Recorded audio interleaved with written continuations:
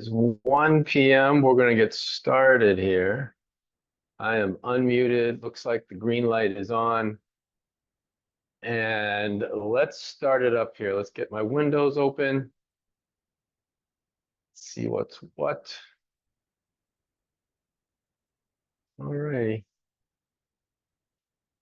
All right. Hello, everybody. Better Spaces is your health and happiness solution for today's hybrid workplace.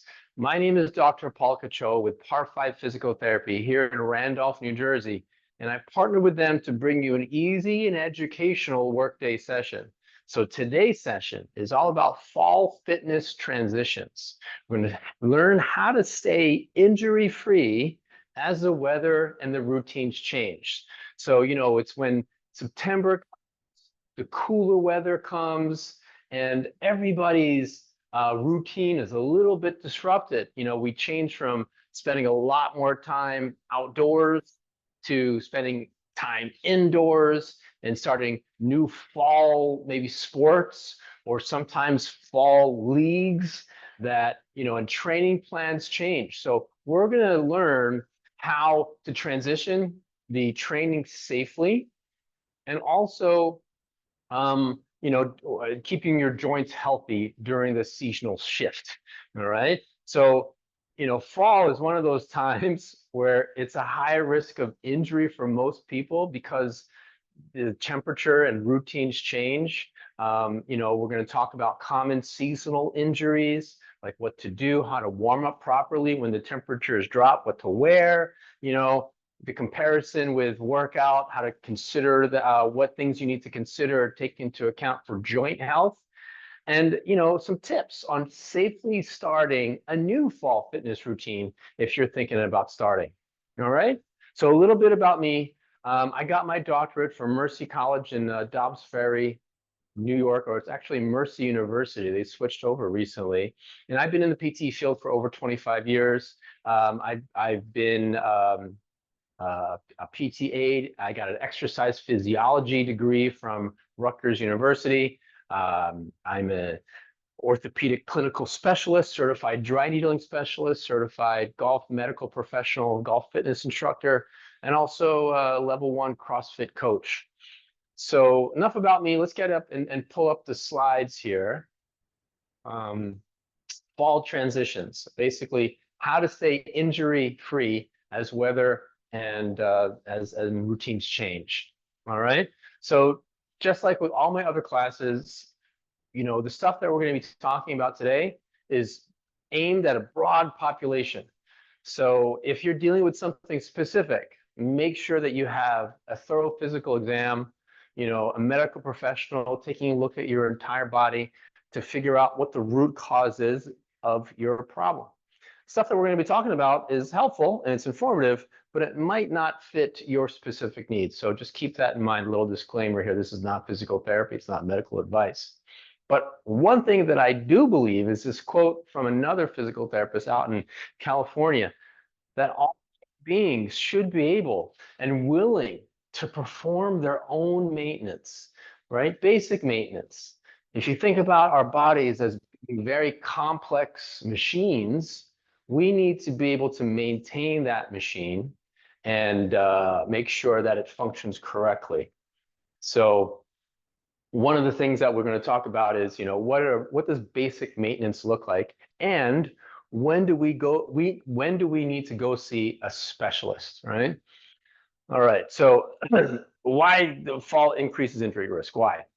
So anyway, the temperature changes. So cooler mornings, especially like when you're wearing a sweater in the morning and then it's 80 degrees in the afternoon, when you're working out, especially in the morning, that temperature changes, which results in stiffer joints and muscles. When things are stiffer, especially in the morning, and you don't have a proper warm-up, then that presents as a higher risk for strains like muscle pulls and tendon irritation, like tendonitis or tendinosis. Oftentimes when we transition from an outdoor workout or outdoor sport into an indoor training, the surface changes. Maybe it's harder, maybe it's softer or whatever. And it's also, and this is a big thing with fall sports, that when the fall leagues or fall sports start, most of the time, athletes are not prepared because summer is your vacation. You know, a lot of these adolescent athletes that are going back to school, you know, my son is like one of them, that when he starts a new sport, it's a new season, the first day that he goes to practice, he's like gung-ho, he loves it. And then 2 days later, he complains like, hey, Dad, I can't walk. Why does my foot hurt? Why does my leg hurt? I'm like, well, you probably did too much. You know, things like soccer or any new CrossFit cycles or even basketball leagues, you know, those are things you have to kind of watch out for and make sure that you expose your tissues gradually to the stresses so you avoid these common injuries like Achilles tendonitis, all right, Achilles tendinosis. Anyone that runs or jumps or does anything, the Achilles is one of the things that if we load it too quickly, too much, it can create irritation to the tendon, and that creates pain. It could be in the heel, which could also create pain in the bottom of your foot. Think about plantar fasciitis. You know, it's common in the summer when we're wearing flip-flops, but if your ankle is tight, it could also present as it could be due to that Achilles tightness. And also knee pain. The pain that starts in the front part of your knee is also called jumper's knee or patellofemoral syndrome. That can also be due to a lot of bending or squatting or running that is excessive and too much in a short amount of time. If we load that tissue and we haven't prepped it properly, then these tendon issues can happen. And then like if we're not active and we're not used to doing workouts, you could always strain other parts of our body, like the lower back or your shoulder from lifting or throwing sports, all right? So we wanna have a longer warm-up period for our sport or our workout. We wanna have like some key elements to remember is that we wanna do some light cardio, some type of dynamic warm-up routine, dynamic stretching, like 2 to 3 minutes of jogging in place, jump rope or rower or a bike. And then once our tissue gets warmed up, then we go into dynamic stretching, where we're moving our limb through large range of motions, and we're not holding any one specific position. So static stretching is different than dynamic stretching. I've done a bunch of other classes that kind of cover the difference between the two, and we want to make sure that we're warming up and doing dynamic stretches prior to our activity. All right. So a couple of things that we're going to be talking about in terms of dynamic stretching. Let me just pull up my my two-shot here. So we're in the camera. We're thinking about the difference between dynamic and static stretching. So we mentioned Achilles tendonitis, right? Achilles, tight ankles. One of the key hallmarks or movement vital signs is the ability to dorsiflex the foot. That's basically creating this angle, toes up. Plantar flexion is the pointing. And oftentimes we'll lose the ability to dorsiflex in this position with the knee straight and with the knee bent. So we want to be able to do that and have that full range of motion. Static stretching is when we're elevating the front part of your foot, stretching out my calf here. I'm holding this position for 30 seconds. And that's something that you can do after these classes or after your workout. But before the workout, we want to go in and out of these positions. So think about simply with the dynamic stretching, we want to take that position that we're trying to gain, that we know how to do statically, and then work that into a dynamic movement, going in and out of that position, bending into dorsiflexion. The other one is like hamstrings, right? The hamstrings, back of the knee, to the back of the butt here. So that long hamstring, sometimes that'll get tight, especially if we're sitting for too long. So our classic static hamstring stretch would be to prop your leg up and then create a lengthening effect. So I'm just going to put this foot on my chair. And what that does is lengthens my hamstring, and I could reach down to my toes if I want to, or kind of just bend forward, hinge more at the hip, so you could feel that stretch. So that's a static stretch. But if we wanted to create that into a more dynamic movement prior to our sport or activity or class, we want to take it through that range of motion, high kicks that create a little bit of a pull stretch at that end range. It's not painful, but we kind of work through a large range of motion. So that's our examples of static versus dynamic and specific examples of what you can do for the lower half of your body. All right, so let's pull up our slides again. So the other thing is also with warmer or cooler weather, what do you wear? So a lot of times the rule of thumb is if you're going to go for an outdoor run or play an outdoor sport, you look at the temperature and then you dress for 20 degrees higher. Okay, so if it's going to be like 50 degrees out, dress like it's 70. All right, you could certainly wear layers and shed them as you go, but as we're exercising and doing our sport outdoors, your body temperature is going to rise. So you don't want to get overdressed, wear too many layers that you can't shed during your workout. So rule of thumb, 20 degrees difference. Just focus on that, and then that'll help with what you can wear when you're going out for a run or working out outside. All right. How about adapting your training routine, right? So if you're running, we want to adjust our pace, be mindful for our surface choice, treadmill versus asphalt or concrete, and, footwear. Some things that people forget is that if you're going to be running outside or playing sports outside and you're on the street or running on the road, the sun sets earlier. So you always want to make sure that you're visible for traffic. Now, I've talked about this before in my other slide, but you have to always watch out for too much too soon. All right, especially if you're going indoor or gym training. The transition is that if you do too much, like heavier lifts or high intensity circuits too soon, you could lead into a lot of this soreness and a lot of tendon or tissue irritation. So it's always gradual. And my other rule that I like to tell people is that from week to week, a good conservative increase in your load or volume is going to be 10%.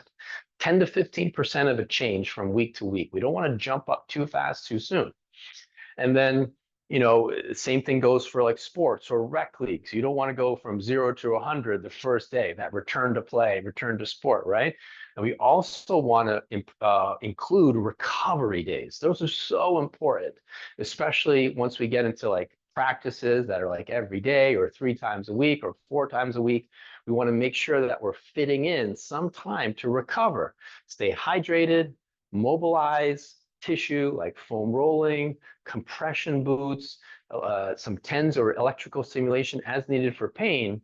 But you want to be aware of when you need to go see a physical therapist. So one big thing that I do for a lot of athletes that come in, especially when there's a change in the season, is to do a screen, a movement checkup to assess baseline mobility. For example, at the gym here, we're always looking, if you're a new member and you're new to doing an exercise routine, I'm going to take you, we're going to look at how you're moving and assess your mobility and assess your risk of injury with certain exercise movements. So it's sort of like when you go get a physical, or you have your blood drawn, or you're taking your heart rate or your blood pressure, that annual physical, those vital signs also translate to movement vital signs. You need to be able to dorsiflex your ankle, like we just showed earlier, or touch your toes to express full hamstring mobility. All right. So one thing we could think about here, let's just say, let's pull up my 2-shot. So one of the movement vital signs we could talk about is just being able to touch your toes, right? With the knees straight. We want to be able to keep our feet together nice and tight, knees are straight, and then show full rounding of the spine and a posterior shift of the hips with a straight knee to touch the toes. We should be able to do that. And if not, then there's a lot of things that we can do to improve that vital sign. The other vital sign that I have people do, especially with regardless of sport, is to be able to do a full range of motion squat. This is probably one of the biggest movements that I'll take people through to reveal deficits in their movement. So this is how we do it. This is the test. Your feet are going to be, I'm going to make it easy for you, and then we're going to talk about the true test and how difficult this can be. We're just going to go about hip width apart with our feet. Okay, the key thing is that the heels need to stay down. All right, the heels cannot come off the ground. We're going to take the hands and put them slightly above the shoulders, and then we're going to squat. The squat is basically the hips and knees are going to bend, and we want the hip to go below the knee. The crease of my hip is below my knee height. So let me show you from the side here. So here's my side view. Here's my crease, pretty much like where my shirt ends. And then that should go below where my knee goes, right? So my knee is this height, my hip has gone down. This is a full squat, all right? A functional vital sign that you need to be able to do. And I think as another line of information is that the ability to squat and get up and down from the floor is directly related to your mortality. So it's important that one, we need to have full hip, knee, and ankle range of motion so you can get into this position.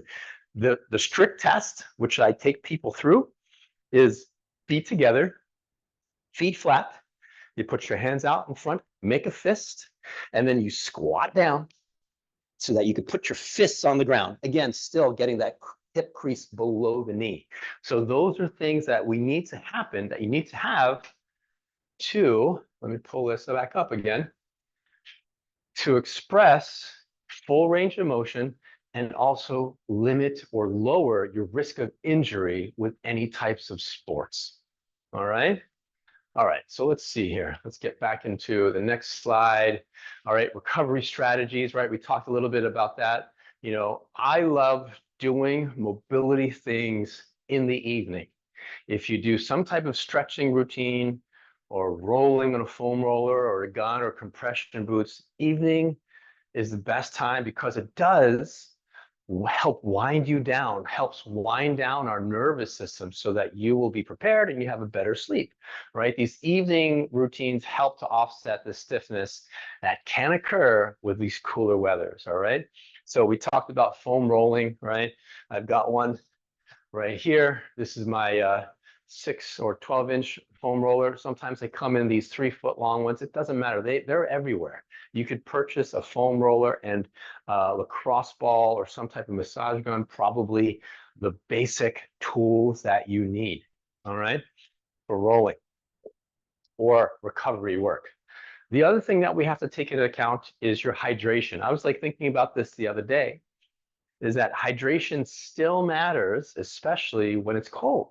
Because if you don't feel hot, you typically don't have that stimulus to drink, right? And we want that water, whatever you're drinking, to be digested well. So a couple points. One, throughout the day, regardless of temperature, you want to shoot for half of your body weight in ounces, all right? So we're talking about American pounds here. If you're like a 200-pound male, you want to get 100 ounces of water throughout the day. If you're working hard or working in your class, you want to take the majority of that before that happens. So you preload your water intake in the morning and before your class. So you're not drinking everything at night to try and make up for it. The other thing too is we want the water to be digested. So sometimes we just drink the water and it just comes out. So some type of electrolyte needs to be placed inside there. So there's a lot of commercial things that you can put in there, some drops or tablets that dissolve. Simply, you can just take some sea salt, just put a pinch of sea salt in there. It's not enough that you can taste, but it gives you some electrolytes in that water so that you can digest it, you can absorb it, all right? And sleep, one of the things that really, really helps, and it's a low-hanging fruit here, that really helps with recovery and your tissues to recover from what you did during that day, is to get 8 hours of rest a night, all right? So notice I didn't say 8 hours of sleep. So if you spend time in bed, and let's just say as we age, there could be various different things that get us out of bed, or other medical issues that we can't get a full night's sleep. You want to optimize our environment that you're sleeping in, all right? Dark, cool. And then if you do wake up, just stay in bed. Stay off the phone and stay in bed. Just set a timer so that you have 8 hours that are dedicated, that you are resting, not necessarily sleeping, but you're still recovering, all right? And then we want to recognize early signs of injury, all right? So when red flags, what are some red flags, right? when pain or soreness doesn't go away within 2 to 3 days. All right. So soreness, especially post-workout soreness, will dissipate within that 72-hour period. Right. And it improves with movement. All right. So if a symptom that's sharp or stabby lasts more than 3 days and it goes into 7 to 10 days and it worsens with activity, it's time to check in, especially when the pain is sharp and it worsens with activity. You need to go catch it soon. Don't think about waiting. I see so many people that have messaged me or called me and said, you know what, this happened a month ago, but I thought it would go away. And then what we're dealing with is all the other side effects that happen once you get some type of tissue tweak. All right. So the role as a physical therapist is to help you get back to doing what you want to do. But also, we want to prevent these minor aches and pains from becoming major injuries. So it doesn't matter if you're dealing with something. It's like, ah, something's wrong in here. I just did this thing yesterday. Again, 72 hours, if it doesn't feel better, make sure that you go to a physical therapist, have a movement checkup at the very least to figure out what might be the root cause and develop some key strategies to recover. All right, so some key takeaways from today. All right, we're gonna wrap it up here. One, we want to warm up longer when it's cooler. Okay, dynamic stretching, get some blood flow in there, take your time to warm up, prep your tissue. Two, we want to progress gradually, especially into new routines. All right, go slow. Try not to exceed your tissue tolerance to your loading, and maybe about 10 to 15% of increase of intensity, loading, weight, whatever, per week. And three, recover smart and listen to your body. All right, recovery is the key thing. If you can't recover well, you can't hit your next workout. And listen to your body. When things feel sketchy, they probably are, go seek some help. All right. And the overarching thing is we want to move well, but we also want to move often. All right. Similar to the squat that I just demonstrated, most people lose the ability to do that because they don't practice it, right? Some type of movement practice helps you maintain your movement vocabulary. We were all able to do a full range of motion squat when we were young. You think about toddlers, they just do it all the time. But as we age, our body changes and adapts to the positions we put them in throughout the day, then we lose that range of motion, that foundational movement quality. All right. All right. So that's all I got today. Let's pull up the chat here and see if anybody has any questions, and we'll wrap things up. Okay. Excellent. Okay, so I usually give a 30-second countdown before we, how likely, here's a good question. Excellent, I love this. How likely will rhabdomyolysis occur when one exercises, e.g., i.e., or example, spin cycling? How likely is it? It depends. One, if that's an abrupt change, and I typically don't see it that much unless you're doing some extreme spin cycling.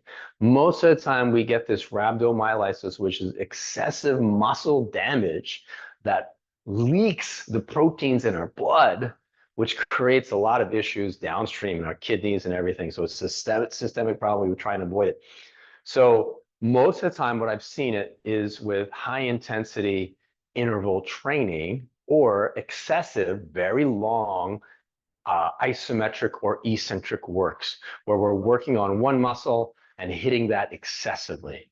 Your body will tell you, right? If you want to hit this workout and it's a spin cycle class and you're not taking breaks, or you feel your quads burning too much, it might be a case. But if you stay hydrated, hopefully you can prevent that from happening. But I haven't seen rhabdo happen too much in cycles as thus far, right? Mostly it's in like the in heavy weightlifters. All right. Any other questions for me? I'm going to close it out. All right. Well, I hope you enjoyed this session. Hopefully it was informative to you. Thank you for joining me today. You could look for this session and many more on demand in any of the Better Spaces apps. So I will be back Tuesday, October 7th, for the science of movement, why mobility matters as the weather cools. So another kind of fall-themed class. We're going to introduce the concept of joint mobility. What does that mean? Why does it become more important in cooler months when stiffness sets in? And we'll cover the difference between flexibility and mobility, and why mobility helps prevent injuries in activities like golf, pickleball, indoor fitness classes, etc. All right. If you have any other questions, you could feel free to email me here at paul@par5pt.com or team@betterspaces.com. All right. Thank you for coming, and be well.